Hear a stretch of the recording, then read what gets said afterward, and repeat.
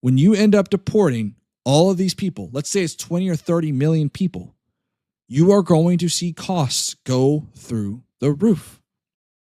I mean, it's more of an issue with people renting out and selling property to these people and giving them jobs and not documenting it correctly. Those people should be held accountable too. All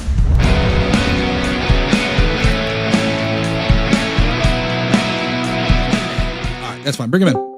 Jay Lee, what's up, buddy? Appreciate it. Hey, sorry for the harsh words, man. Talk to me then. What's your more principled stance? It's hard for me. Understand from my perspective, man, when you sit there and says you want to just flat out deport children with their parents because their parents came across illegally, or even maybe they did as well, but they've only known the U.S. their entire life. Understand for me, I didn't know where we could really take that conversation. That's more of where we were coming from. But I'll give you more room to speak. So go ahead and say what you need to say, man. I guess we could take a more Disneyland approach to it. Okay. I mean, it sounds like an say, interesting approach, but we'll go ahead and entertain this. Go ahead. So do the kids in this scenario have tickets to Disneyland, but the parents don't? Or do none of them have tickets? This is such an odd hypothetical. I mean, it depends on the legality of it, right? I mean, in some instances, the child does have, I don't know per se whether the mother or father would, because the immigration policies and laws have changed so much. It depends on what they're coming here for, right? Are they going to Disneyland? This is why I don't like the Disneyland example. Are they going to Disneyland to run away from the madman that's chasing them with a knife? Or are they running to Disneyland because they're like, hey, I want to go have a good time and just ride the park? You understand what I'm saying? There's also the fact of, would the child even be allowed to have a ticket, or do they get in for free? I mean, there's so many ways that we can angle this hypothetical. Okay, let's stop dealing with hypotheticals then. There are people that are fleeing real situations where people are trying to kill them. I knew a guy that was a police officer in Mexico, and they like executed his partner. Hey, yeah, let's be very careful on the terminology. I'm not saying there's anything you said in particular. I just don't. I'm on like 4 different platforms right now, so I don't. Yeah, I'm not gonna say anything crazy. I'm saying they were threatening him, so it made a lot of sense for him to move quickly. And I think that's how he got in, was because he was a police officer. He worked with the government, and he went through the right channels, and he got kind of fast tracked.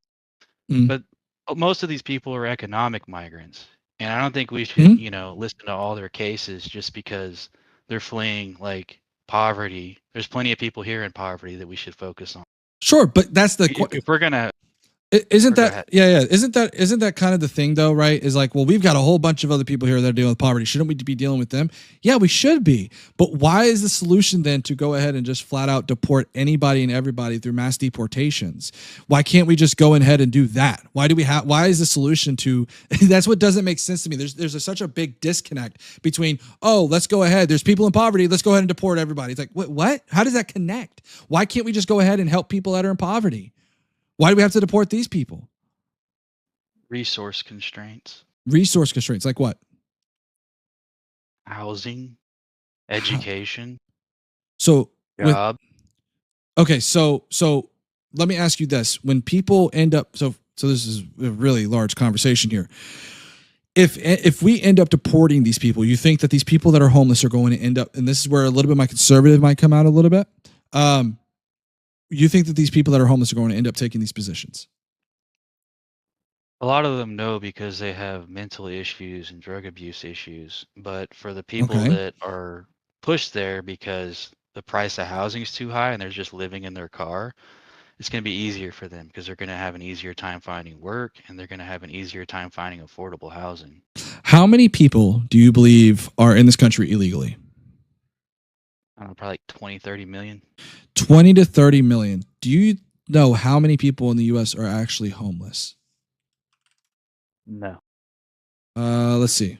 How many people are homeless in America? Estimates put it at about 653,000 people. So even if you deported 20, 30 million people, you're looking at about 600,000 people that are homeless. Now, you said a vast majority of them are suffering through mental illness. Let's assume that 1/6 of those are due to financial circumstances. Then you're looking at probably about 100,000, something like that, right? About 100,000 people that are homeless for 20 million people to be deported. That doesn't make a whole lot of sense, right? What are you going to do about those people that are 20 or 30 million? What about those 20 or 30 million people that are contributing to our society and have a job? How are you going to fill those jobs? In fact, our unemployment numbers aren't even that high. Our unemployment numbers are like at what, 1 million or something like that? Like less than 1 million? We don't even believe those numbers. Do I believe those numbers? What's wrong with those numbers? You tell me. Does that actually track accurately the number of people that don't have a job that could be working and should be working? So and haven't given up? Okay. So then do you think there's 20 or 30 million people that are unemployed? There could be millions of people that are unemployed. But the main thing is that 20 or 30 million demand for workers, so it drive up the price. Do you think, and I'm not even going to go the route of saying that they're getting underpaid $7.25. Let's assume, for sake of argument, that these people that are working are making $7.25 an hour. Do you think that those people that are currently unemployed are going to be working those same positions for that rate, or do you think they're going to require a more higher rate? I think if we boot 20 million people that aren't legally allowed to be here, it's going to drive up wages and lower the cost of housing. Drive up wages and lower the cost of living. So interesting you say that, because you're going to drive up wages that are going to be more expensive, which means the price of that product to produce is going to be more expensive. And then of course we're going to pair that. This is our conversation is void of talking about Donald Trump's tariff plan as well. So we're also going to be dealing with Trump's tariff plan. You don't think that's going to drive up that cost of housing is going to be more expensive? You don't think that the cost of everyday living at the grocery store is going to be more expensive when that banana or that orange or that whatever you may get it from that's here in the US, you don't think that that's going to be costing more to hit your store shelves because the labor is more expensive? Maybe. Not maybe. But I mean, maybe it will. people will be able to afford it. Maybe people will be able to afford it. So you do understand when there's more money in people's pockets and prices have not met that particular demand, that prices are going to increase to accommodate for that increased demand, right?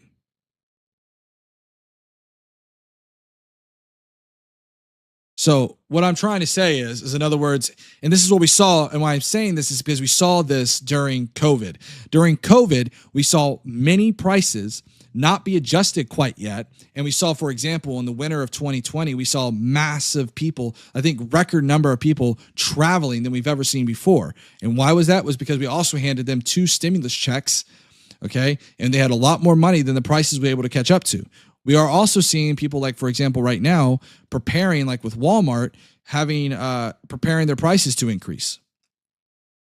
So when wages go up, they may have more money, but their buying power has been significantly reduced because corporations are going to adjust for that. Unless you intend, see, this is where Kamala Harris kind of came in. Kamala Harris wanted to do what was called a price gouging law, which was completely different from a price cap. Price gouging says is, okay, this phone is, $1,000. But if tomorrow you jack the price up to $2,000, then we're going to have an issue because of the instant overnight thing. And they'll usually ask you, why did it go up? It's kind of like what they do anyways in other states anyways. But this goes back to my point of, like, when we talk about immigration, when you end up deporting all of these people, let's say it's 20 or 30 million people, you are going to see costs go through the roof. You're going to see demand drop by 20 or 30 million people too. You're going to see demand drop by 20 or 30 million people. I suppose that could be true, but at the same time, That's still actually true. Well, yeah, you're gonna have 20 or 30 million people, but okay, let's reorient here. When you're talking about 20 or 30 million people, how do you propose that this happen? And I know, Tessie, it isn't.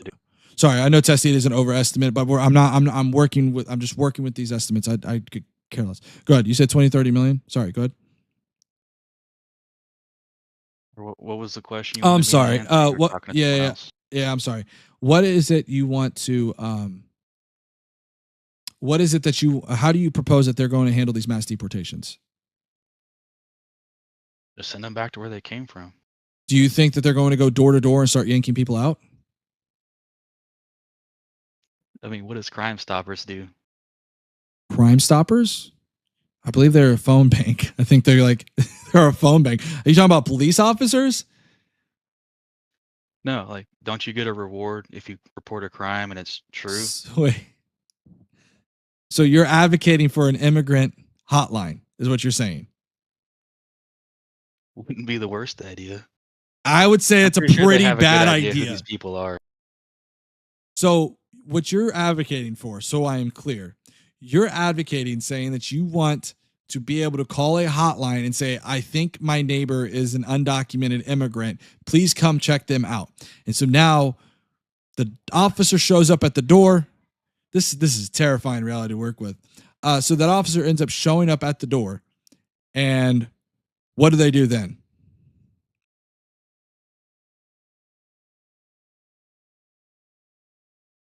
Are they going to ask for papers? They're going to say, hey, can you show me your citizenship, your social security number?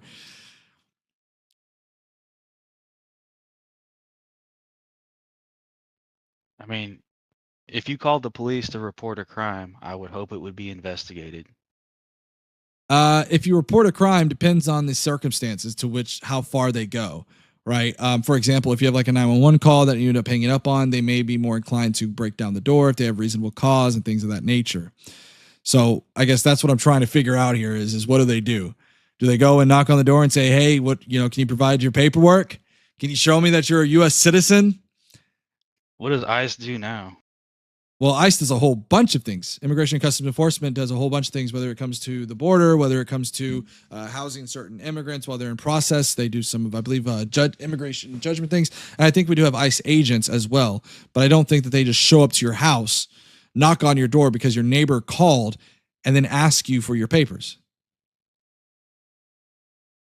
I mean, it's more of an issue with people renting out and selling property to these people and giving them jobs and not documenting it correctly. Those people should be held accountable too for facilitating it. Well, it is a crime right now. It is already currently a crime for them to do that. So why is it then that we have to, again, why is it not being enforced? I would say why are there 20 fucking million of them here? Well, the reason why there's 20 million of them here is because throughout the several decades of presidents, including Donald Trump, there have still been people that have come across this border looking for a better America, better way of life. And the America is their what they're looking for. It's the beacon of hope. That's not a good enough reason. I don't give a shit about that. You don't. Okay, so here's the issue too, and that I have, and this is more so to I'm not going to conflate them with refugees that are fleeing actual violence. Okay, but the problem is that I can see there's a clear line that you are drawing because you said I'm not going to equate them to refugees. So clearly you think that refugees or asylum seekers have a valid reason to come here. Is that what you're telling me then, right? If they have a valid reason. If they have a valid reason. Saying you do doesn't mean you do. Okay, but if they have a valid reason to be here, then you would want them to, you'd be okay with that, right? Depends on the circumstances, but that's like for the courts and stuff. Like gotcha. Those people, maybe they should go somewhere else. The first country that's safe next to them. Gotcha. They shouldn't be going all the way from Brazil to here. They should go to the first safe country. Gotcha. So if someone's here and they have a claim saying I'm here because of this reason, you then are not realizing that you were okay then with Trump's deportation policy that will look at that person and say, hey, I don't care why you're here. We're not going to give you due process. We're going to round you up. We're going to take you to a camp and we're going to put you on a plane and we're going to ship you off to a country that may or may not want you. You do realize that, right? That is the extent of this plan. It's not just going to be people who are the hardest criminals. It is going to be people who are here because they've either a DACA recipient, maybe they are a potential visa overstay, maybe they are in the middle of a visa or asylum claim, but it has not been determined by a judge yet. What they plan on doing is rounding them up. If you came across the border illegally, period, end of discussion, they want to round those people up and send them off to another country. You do realize that that's what they're advocating for. Doesn't matter if they're asylum seeking. Doesn't matter if they're here and a DACA recipient. If they're actual asylum seekers and they're here legally. Well, if they are asylum seekers and they came across the border illegally, they crossed the border, right? You would agree if they cross the border, not at a port of entry, but across the Rio Grande, that they are probably here illegally, correct? That is. He was sending them in Mexico. Either way, what I am asking you is if they cross the border, then they are considered by Tom Homan himself, who has said this, to be considered a criminal. That means they're if criminals, then get them out. Gotcha. So asylum seekers who cross the border illegally, would you be considered? Give them the boot. Give them the boot. Okay. Hey man, look, it's been great conversation. I have to drop you down. Because I also have to go. Not even saying this as well. It's 5:41. You guys, this is what you got to do. We got to have these conversations, but there's some parts where you just can't really draw them back in. It's so interesting to me how I see people talk about when it comes to conservatives and abortion. They talk about the children. Think about the children. But they don't want to think about the children that are being deported or being separated from their families because of these mass deportations. So, anyways, guys, it's been great chatting with you guys. Even some of y'all MAGA who have thrown me through a wall. But I do have to go.